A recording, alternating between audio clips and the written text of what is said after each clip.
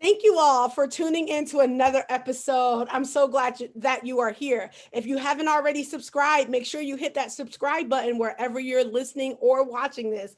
And if you enjoy it, let me know that. Leave me a comment, give me a thumbs up, whatever it is on the platform that you're listening that will show me that you like it. Make sure that you do that. And if you think it's a great episode, make sure that you share it with a friend. That's a little bit of homework for you before we get started. With me today, I have Sharnece Holmes. Hi, Sharnece. Hi, Patricia. How Thank you are so much you? for having me. I appreciate being on the show.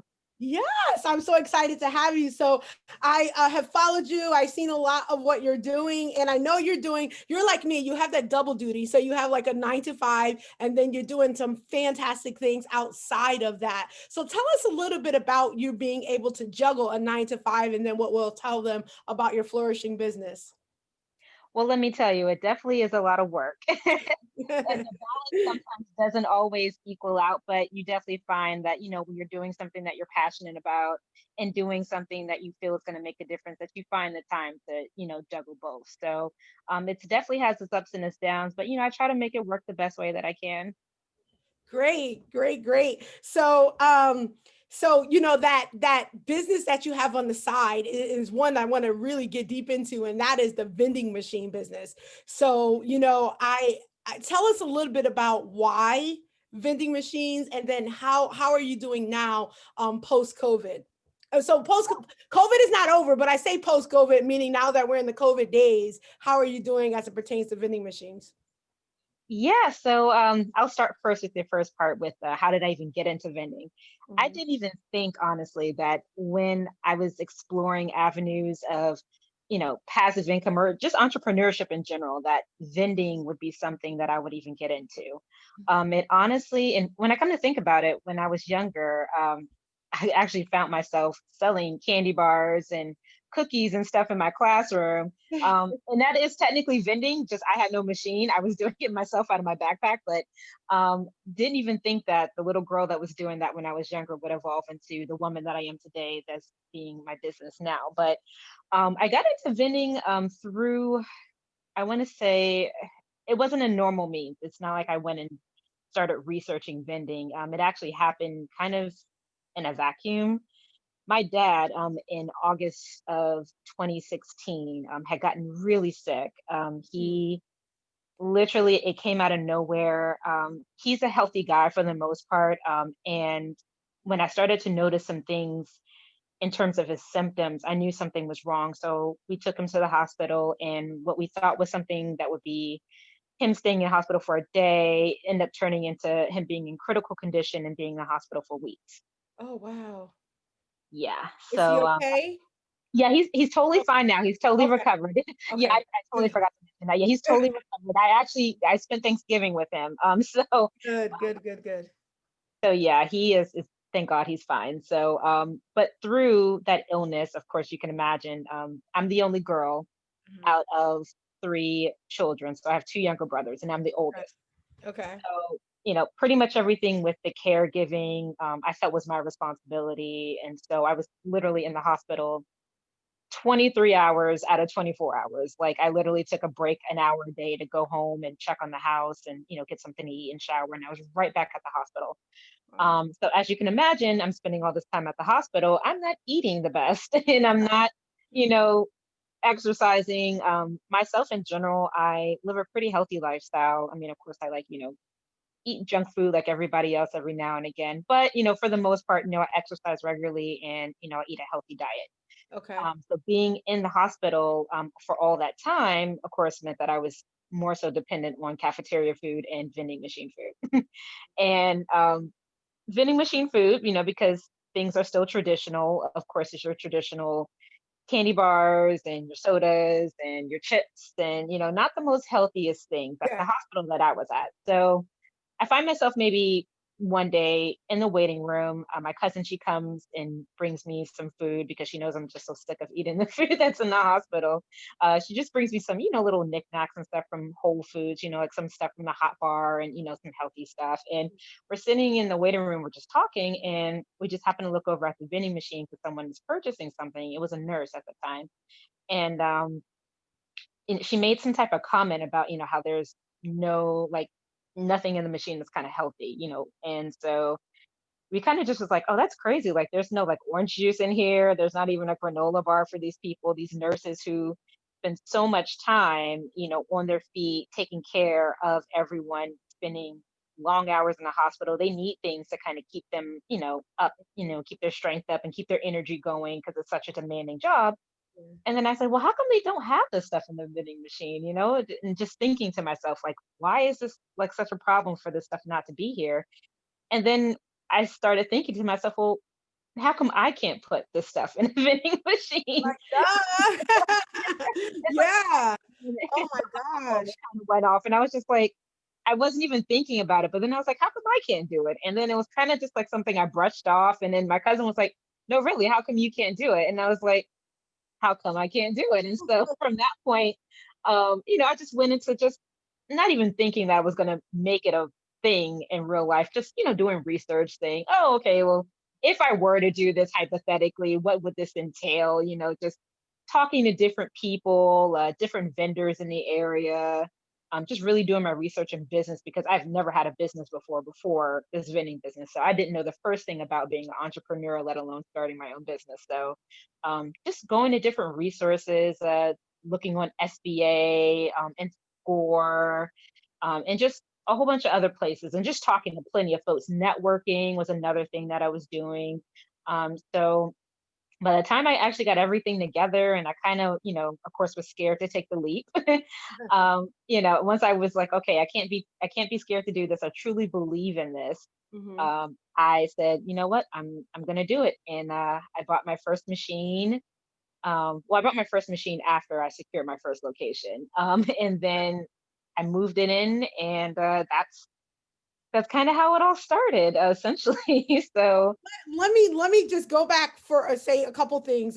SBA, Small Business Administration, I think it's called, right? And then yeah, SCORE. So those are resources that people that are aspiring to be entrepreneurs and or are entrepreneurs could utilize their services that they make available for them. So that's Small Business Association or SBA and SCORE.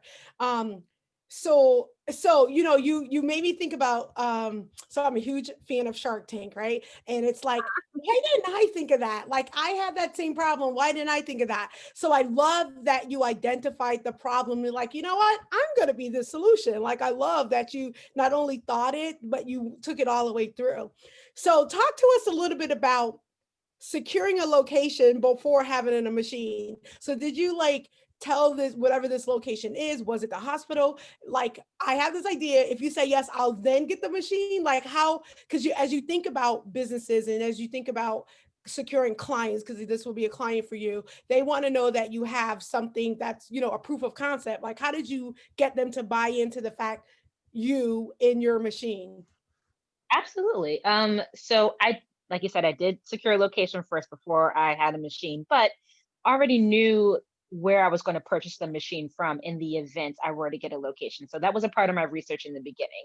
Not Okay. only identifying my ideal client because, I was doing healthy vending, I wasn't doing your traditional vending. So not every place was going to be receptive to the type of vending that I was trying to provide to their location. So I had to more so identify my target market first.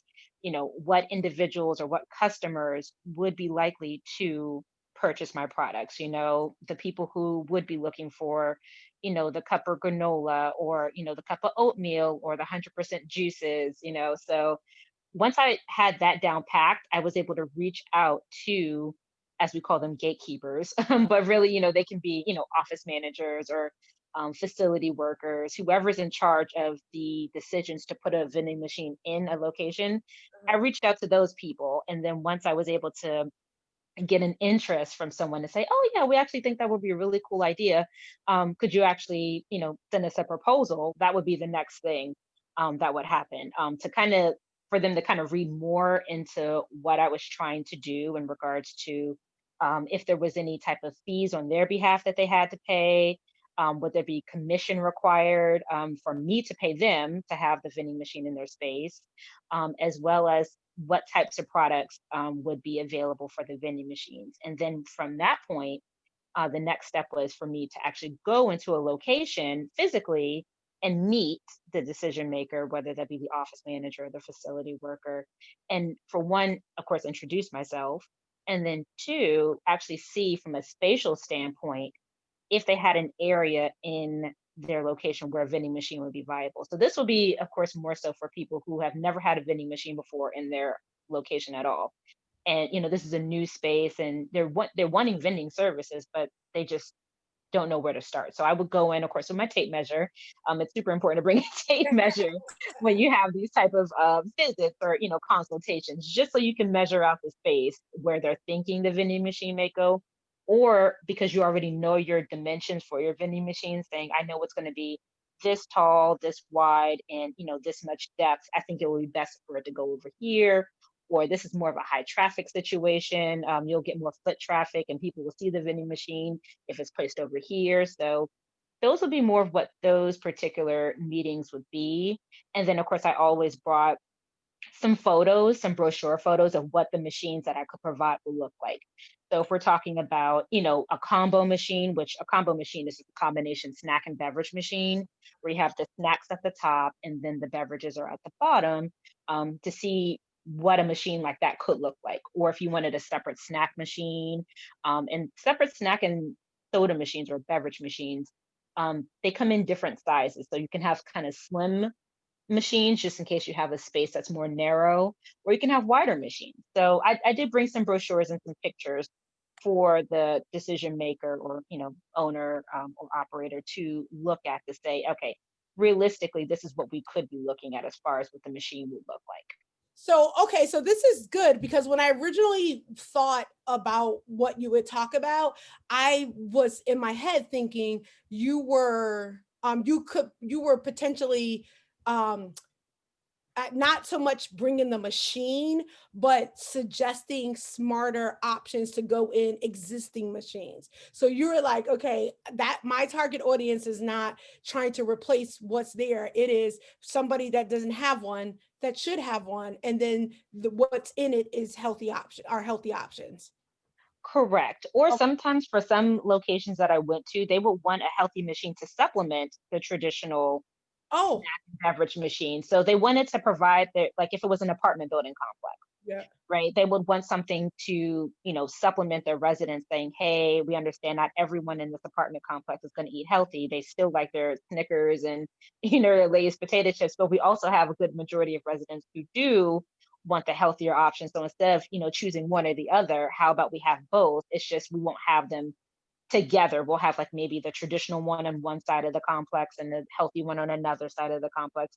So those were also options too that I came across. So it really wasn't an either or situation. In some cases, it was either like you'll take both of them to kind of supplement one another. Okay, got it. So I actually, until I was just listening to you, I'm like, I forgot I used to have a soda machine. I ran it for a place I was associated with, and I know inventory control was insane for what we needed to do. So it was strictly beverage, and the way that we needed to get product in, it was like 10 cases at a time, and more times than not it was a Pepsi machine. The Pepsi would go faster than anything else in the machine, right? So Right. then, in order to order more, you have to get 10 cases. You couldn't just replenish the Pepsi.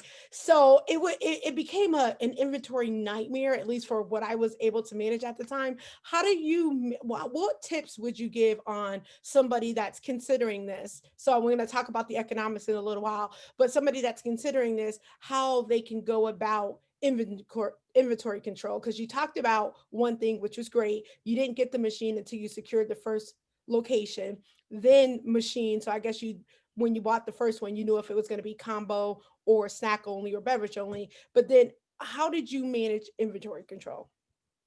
Yeah. So what I made sure I did, especially now that we're dealing with COVID and a day where everything is contactless and people really don't want to touch too many things, I made sure that my machines had debit and credit card readers as well as um, contactless payments as far as like Apple Pay and Google Wallet. I wanted to have that for one because it would make more sense for people like myself who really don't carry cash. Mhm. And wanted to, grab something and it's like, oh, I don't have like $1.50 or $1.25. I'm like, oh, but I do have my credit card or my debit card. So I'm not, out, of a snack or out of a beverage. Yeah. And what that does is when you do have a credit card or a debit card reader, it allows you to view your inventory electronically through remote Mm. inventory tracking. So I'm able to see right now on my computer, if I'm able to log into my account, I'm able to see exactly like what sales I made for the day for my machine. Like I'm able to see what sold, how much of it sold, and then by running a report, I can easily see how much of my inventory is left in my machine. So that way I know when it needs to be restocked or what's not selling well. I have certain reports on my system that I use that tells me like an analysis from an analysis standpoint.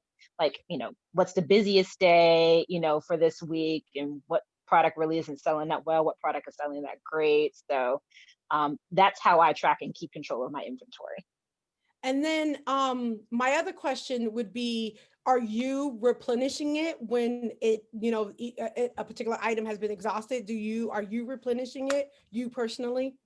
Yes, me personally, I service my machines. So I service all my machines. What I made sure I wanted to do was because I said to myself, look, if I'm ever going to grow and expand my business to a point where I have multiple locations and I have employees, and let's say, for instance, someone, calls out sick or, what have you, I need to be able to jump in there and know what to do when it needs to be done in the event that I lose people because, COVID, unfortunately, or if I lose people because they just don't want to work for me anymore.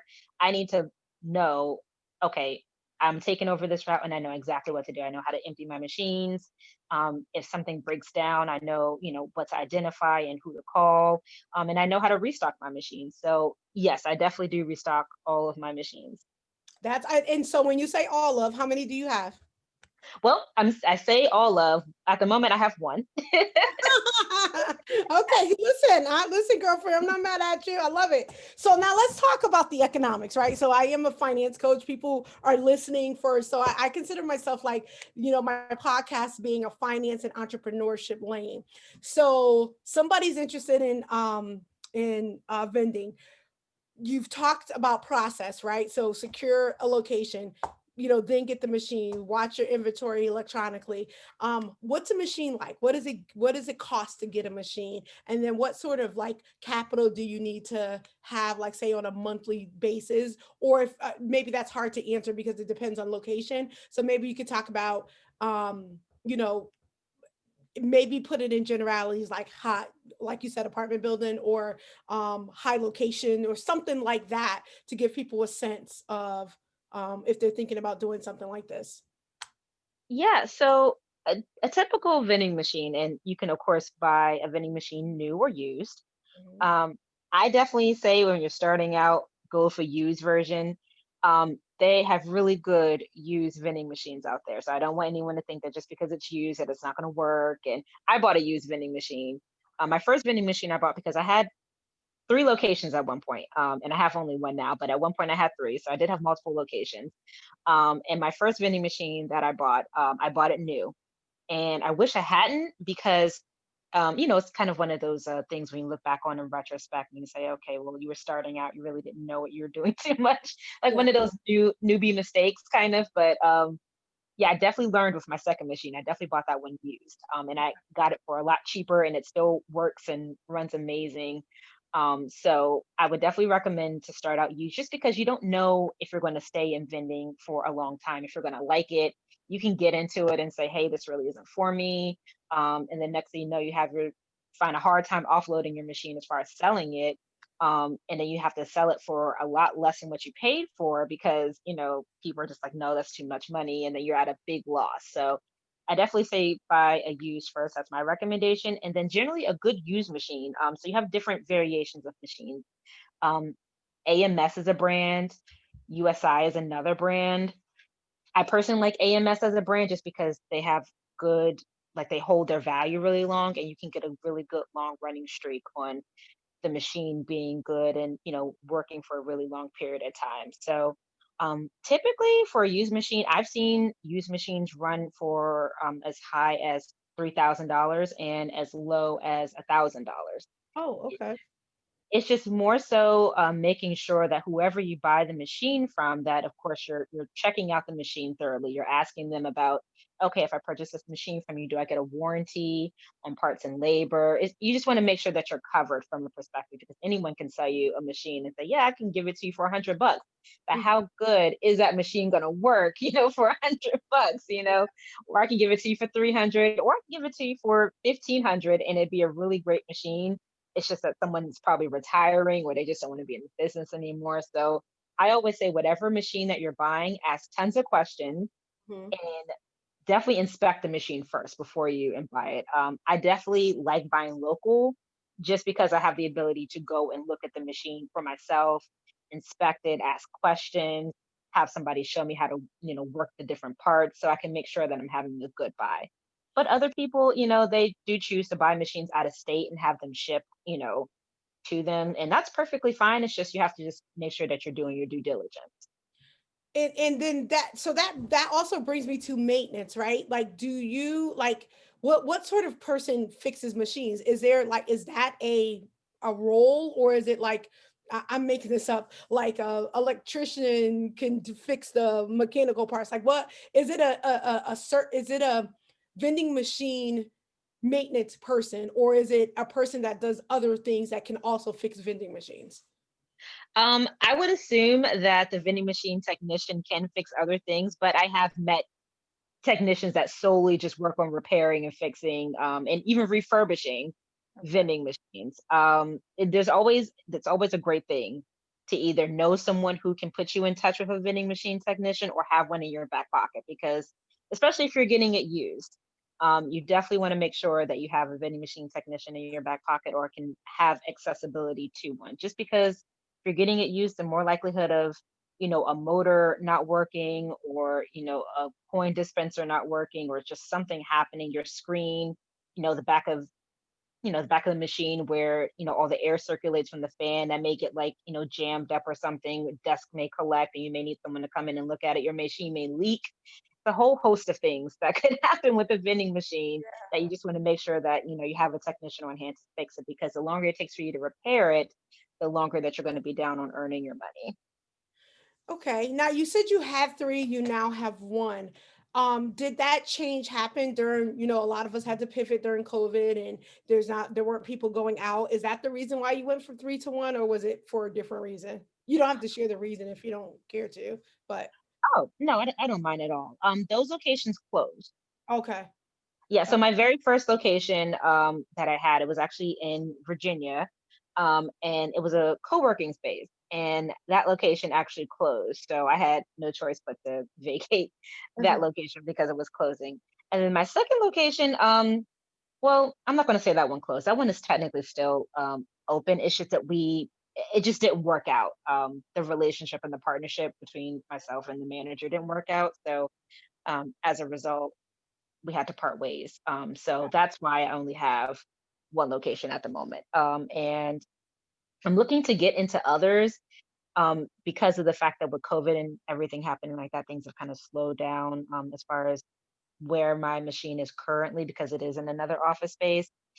People wanting to stay at home and teleworking and social distancing, it kind of, makes sales a little, uncertain, and, sales are, low and slow. But once things kind of normalize, hopefully for us, I'm definitely going to look into, getting back into procuring more locations that can be a little bit more high traffic.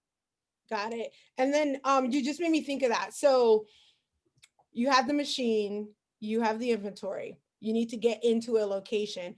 What's the is it like, a percentage of your sales? Is it like you pay X amount to have the spot per month?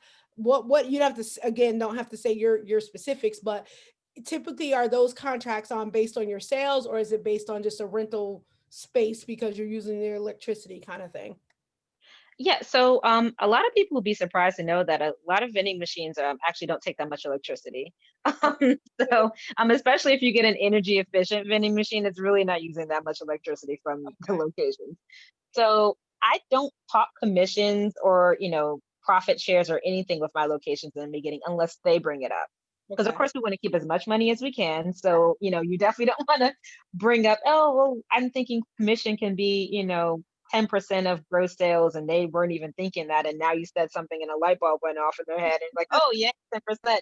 So yeah, I don't even mention commissions unless they bring it up. And if they do bring it up, I kind of go not off of a percentage, but I kind of go off of a set dollar amount. Okay. So I want to say that this is generally my rule of thumb. If the vending machine is new, like if there's never been a vending machine in this particular location before, I don't really see the reason why there would need to be a commission because you don't know how sales are going to be. Yes. So that's a point that I do bring up to the office managers or whoever is in charge of making these decisions. Because like we don't know, at one point, I was actually going to put my machine in a gym, and it was a new fitness facility, brand new. But because of the area, they had other offices in the area that had gyms in their office buildings for their employees. So I really wasn't too sure how the vending machine was going to do there, even though it was 24 hours. And they wanted a commission, and I was like, well, we- I can't really I can't really say why that would be something that we would do because this is a brand new facility and you've never had it in there before. So his proposal was, that, we start out with a certain percentage amount. And if the machine doesn't do well in sales, then we'll reduce the percentages. So you can negotiate things like that. Okay. But generally nowadays locations are asking for 10% of gross sales. So Okay. So in that situation, is it on the honor system or you have to share what you made? Like, how does that work as well? So my first location that I had, I did have to give them commission, and I honestly at the time they I didn't even take my own advice because I was so excited to get a first location that I was like, oh, whatever, like yeah, I'll pay a commission. And then of course, one of the things I said before, you always learn things as a newbie, and then you make mistakes as a newbie, and then you learn, your mistakes later. But yeah, I paid commission to my first location and the sales weren't doing that great. But when I did do the commission, me and the manager had a good relationship where he trusted the fact that if that I said, oh, this is the commission amount for this month. He didn't like ask to see any reports Okay, of got sales or anything like that. But that's different for everyone. Him and I had a really good relationship. We had been working together on getting the machine in the location prior to it happening. And that was maybe about a couple months in the making. So we had, you know, good trust between us. So he didn't require, but that's not to say that, people won't require you to like put something forth to say, okay, how much was this actually, for the month? How much were your sales for the month? And it's kind of hard to show because of, for one, not all machines and vending have credit card readers. it. You do have some vending operators that don't have credit card readers, so they can't run reports to say, okay, this is exactly how much I made in a month. So some operators they use spreadsheets to keep track of, their sales for the month or for the week. And, that could of course, that's of course going off an honor system, like we said. So, there has to be a level of trust between the two people in the partnership on some level, in some degree. So, That makes sense. Okay, so if somebody's interested, you've given out a lot of information about your experience and things to consider and tips. If there was one thing that you want to say to that person that's out there, is like I'm looking for some passive income. It comes with a little bit of labor from a perspective of replenishing it. But what would you tell them? What would that tip be about the potential vending machine owner operator? I would definitely say that any idea that you have, whether it's vending or writing a book or any idea towards passive income, it's definitely worth trying. I know it's scary to start something new and to start a business and you have no idea, because you've never been in that industry before. But I was the same way. I was terrified when I first got into my business because I had never opened a business before. I had never been in business before. But I will definitely say do it because it's so worth it. You learn so much about yourself. You learn so much about what you're capable of. You learn so much about what you want out of your life and out of your future. And there's definitely people that help me along the way who can be a great resource for you. I know a lot of times people are concerned about, reaching out to people because they won't either answer. But definitely don't let that stop you. If I let the fact that, okay, well, they're not going to reply back to my email or answer my phone call stop me, I wouldn't have, the locations that I had, or I wouldn't be, having my business. So I definitely would say, don't let fear overcome you. You could be on the verge of something great, and the world needs to know what you are capable of. Like, the world needs what you want to offer. So I definitely say go for it. Yes, exactly, exactly. So, Sharnece, I know you have shared a ton of information here, and thanks for that tip you just gave. If people are interested in learning more about you, hearing more about vending and and other things you have going on, where can they find you? Of course. So they could always reach out to me on LinkedIn and Facebook. So on Facebook, I'm at Holmes Healthy Solutions. The same for LinkedIn is Holmes Healthy Solutions. Or you can just email me at info.holmeshealthysolutions@gmail.com. So it's Holmes, Holmes, Healthy Solutions, Yes. right? Yes, correct. Okay, great. And then for and those of you listening probably don't know this, she was recently engaged. So if she doesn't get back to you quickly, it's because she is planning her wedding. Yes, another thing I have to add to my list, but I'm super excited about it. It definitely is a dream come true. So Yes. Oh man. I remember mine like it was yesterday. So that's wonderful. So thank you again for being on the Money Exchange. Thank you for listening. Or if you're watching, thank you for watching. I appreciate you. Remember, if you haven't subscribed, please make sure you hit that subscribe button. And if you enjoy, let Sharnece and I know that you liked it. Leave a comment or two, and then share it with a friend. Don't keep all this information to yourself. Make sure you share it with your friend or family, and make it a great day. Bye. bye everyone.